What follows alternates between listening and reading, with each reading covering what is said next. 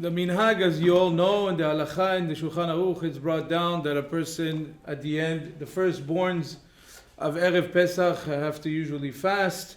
And so Chachamim made a special takana that one that hears a siyum, a siyum of a tractate of a tractate of a Talmud, is patur, right? Is exempt from fasting.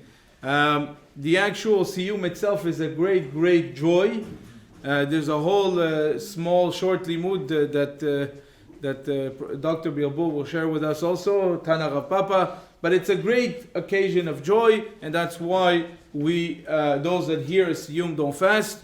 We also have a custom to say at the end of the siyum, Mazal Tov, because it's a great joy for the person that is finishing the tractate. So we'll invite, with no further delay, Dr. Bilbul to do a siyum on tractate Masechet Psachim, which is very appropriate for the time. Bechavod. Thank you very much, Rabbi. Today I'll be, as the Rabbi said, I'll be reciting a Siyum. A Siyum is a completion of a tractate or Masechta of the Talmud. And I recently finished studying the Masechet Psachim, which is the tractate that deals with Passover and many other subjects at the same time. So it's a good time of year to be discussing this. My studying of the Talmud is not an old thing. It's only been about 15 months. We started doing this in January of 2020 as a new cycle of the Daf Yomi, and so I'm not an expert. I hope nobody asks me any hard questions. I don't know very much about it. I'm like a newborn in this. The Daf Yomi is a program where we study one two-sided page of the Talmud every day, and it takes 7.5 years to complete. So I'm on volume 11 of 73 to give you an idea. Luckily, the study program started with the onset of COVID, and, well, luckily. But this way, what happened is that the last year I have not been traveling at all. I haven't left Montreal in over a year. No conventions, no vacations, but I've been time traveling. I've been going all over the place in ancient Israel, in Iraq, in Babylon, from about 1800 years ago to about 1400 years ago, and it's a great journey that I'm enjoying. It's really hard to sort of summarize it. There's always a general subject, but there's a lot of digressions, discussions on the side, and I would say it's almost like a stream of consciousness, like you're hearing what the rabbis over 400 or 500 years are saying, very often discussing with each other from generations apart.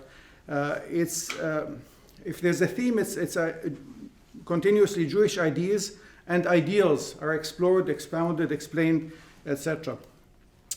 I'll discuss two sections that were more meaningful to me. The last one is basically the last two lines of the Masechta. This is the tradition, but I will discuss one more thing that was meaningful, that I found very touching.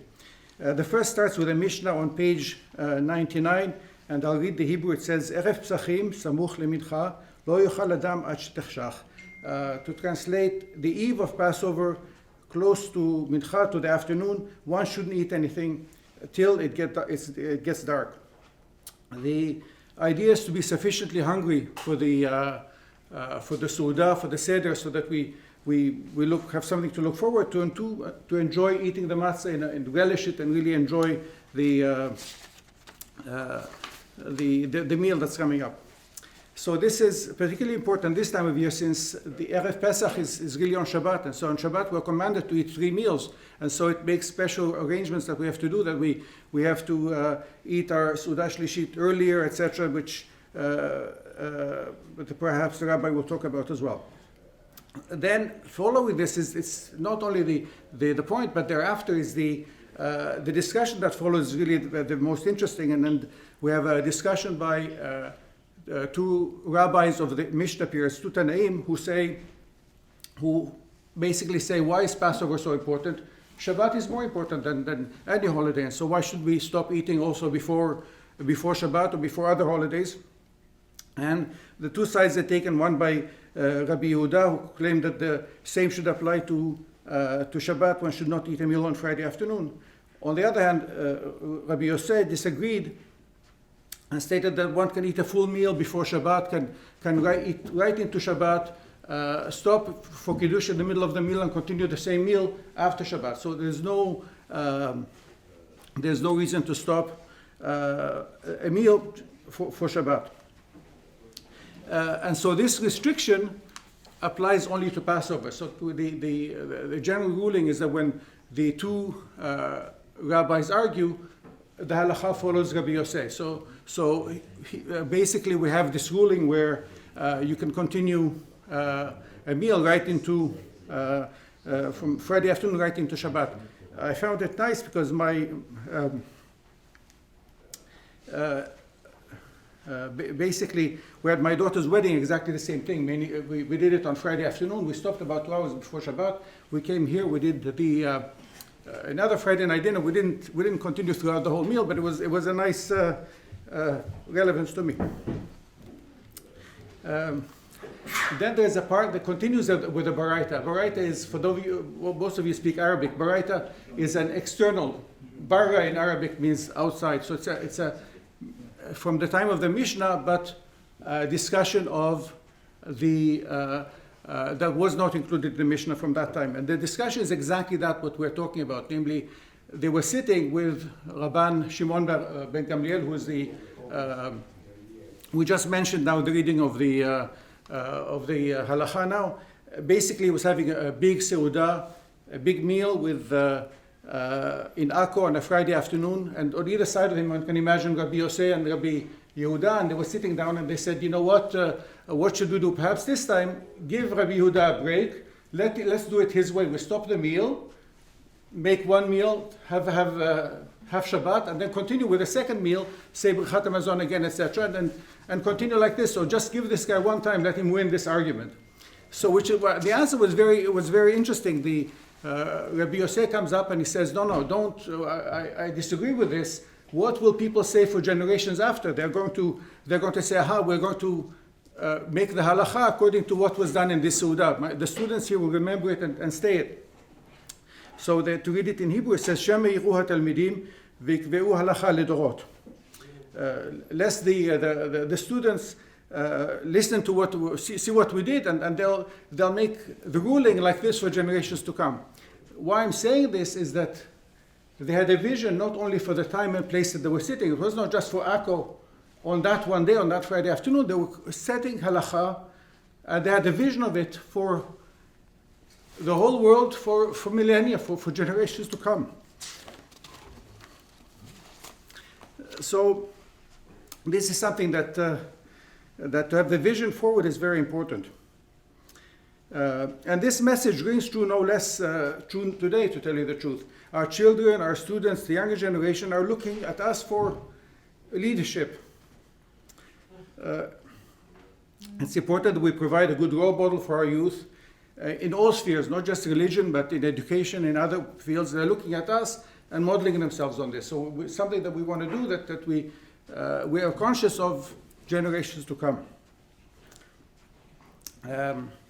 Now, the word dorot means generations, and if you read the Haggadah, the word dor, which is the singular of dorot, appears in the Haggadah at least 4 times that I can think of immediately, and it's really, generations are very important in this is the success of Judaism, is continuity, is maintaining the traditions, sustaining them, and then going from generation to generation. The last part is I'm going to be reading the last section of the Masechta, and basically this is very interesting. They discuss a situation where more than one blessing are said at the same time, and so they mention an example, and the example they mentioned was Pidyon Haben. Pidyon Haben is the redemption of the firstborn child at I think 30 days or so, given certain conditions, and they say who is the one who's going to say the blessing. So again, there's a discussion, and there are 2 blessings. The first blessing is Asher Kideshanu b'mitzvotav v'tzivanu al Pidyon Haben, who has sanctified us and commanded us to redeem the firstborn, and that clearly the parents should be saying, because it's their child. They're the ones that should be saying it, as opposed to the Kohen, who is the one who has ownership for the moment, and they're buying it back from him. So this is clearly their bracha to make. The second one is Shehechayanu, the blessing that we say on special auspicious occasions. And the question is, who's going to say that blessing? Is it the Kohen who who basically is taking ownership and relinquishing it, or is it the parents who are now taking it back? And it's decided that it should be the parents who take it back because they're getting something out of it. The Kohen is only getting, not to put you down, but he's only getting 5 coins. He's not getting much more. You don't get a blessing for making money. So again, it's the parents that get this. And no, it's interesting. So again, we go full circle in that we started with Ta'anit Bechorot, the firstborn, and their redemption from the Makat Bechorot, the plague of the firstborn, and we finish with the Pidyon Ben, which is again a redemption from as returning back to the parents from the service of priesthood. I'm going to be reading just the last few lines and then say I won't explain the Gemara, but basically I gave you the gist of it. אמרו לאבי הבן מברך 2 והלכתה שאבי הבן מברך 2. And then we just say a couple of lines in Aramaic to signify that we completed the Masechta. הדרן הלך מסכת פסחים והדרך עלן, דעתן הלך מסכת פסחים ודעתך עלן, לא ננטשה מנך מסכת פסחים ולא תתנשה מנן, לא בעלמא הדן ולא בעלמא דעתה.